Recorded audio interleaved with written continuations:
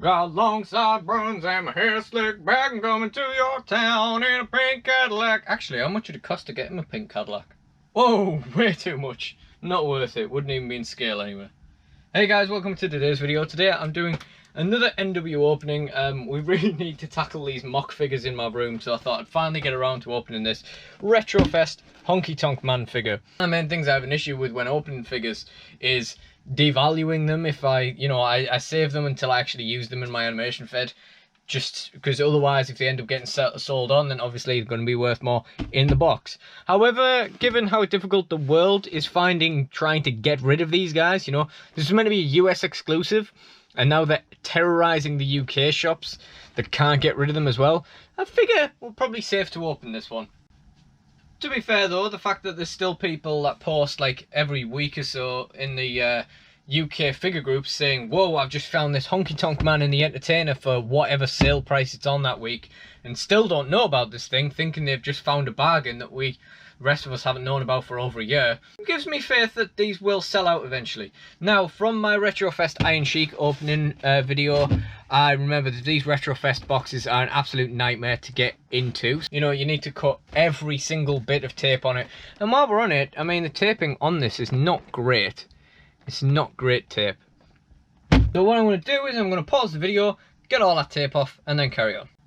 Okay, so all the tape's off, so let's just take a quick look at the packaging and everything. First of all, this Retrofest packaging, even though it's a nightmare to get out of it because you have to deconstruct it all, and it's a bit of a shame really, because it's probably the only figure box you would ever necessarily want to keep without the figure in it, really is my favourite box design. It's just so intricate and everything, and I especially like the details on the back.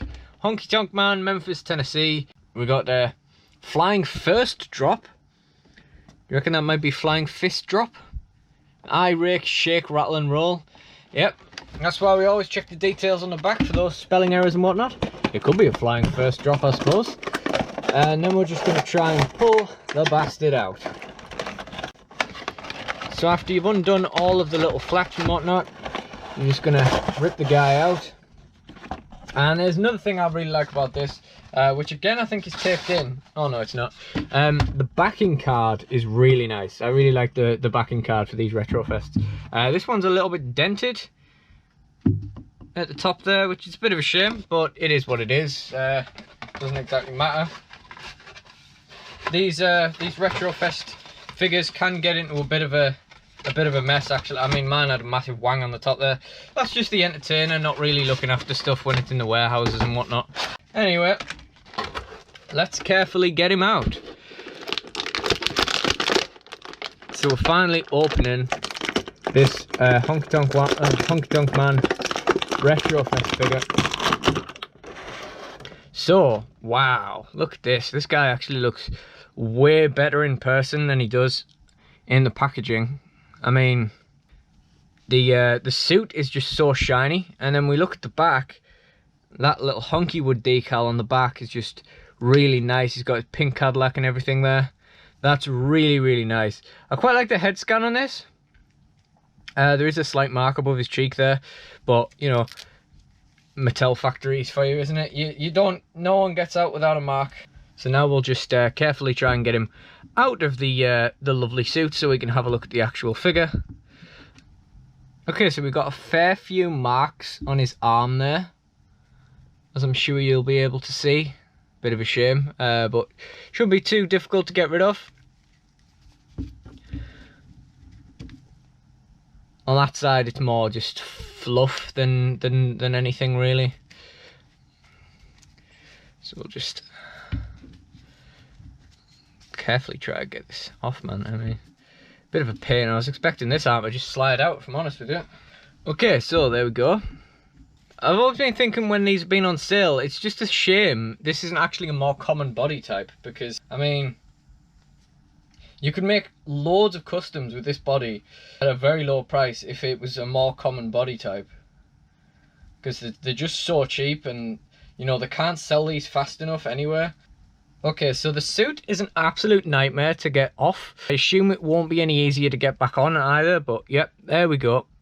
So the good news is we haven't got any staining on him, but we have another Another big mark there on the back. There's the Memphis decal on the back rather than, you know, don't be cruel or anything like that. Those kind of catchphrases. We've got the notes on him there. It's not the most exciting attire ever, but you know, the figure is cheap enough. Got a bit of paint splash marks there, I suppose. And let's just go through the joints. So first of all, we got the head. Yeah, that's pretty good. Got this ab joint. It seems fine. It's quite soft, but you know, it should be fine. That waist is fine. Good click in the middle there.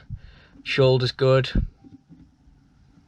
And that elbow and the wrist are good too.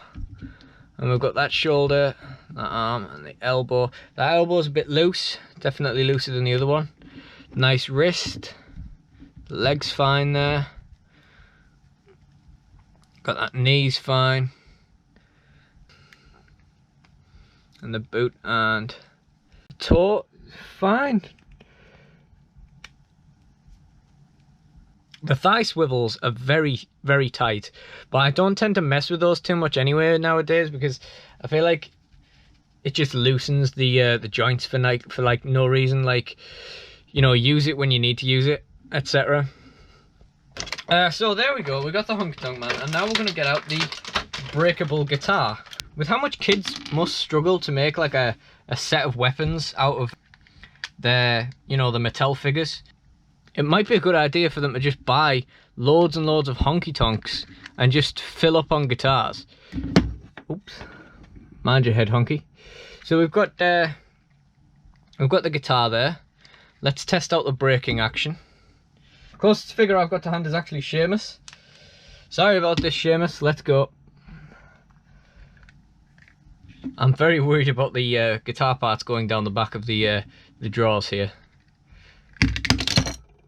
If I was less worried about stuff falling apart, falling down the back, it would have been better. But yeah, we've got the guitar back splits in two, and then the neck comes off.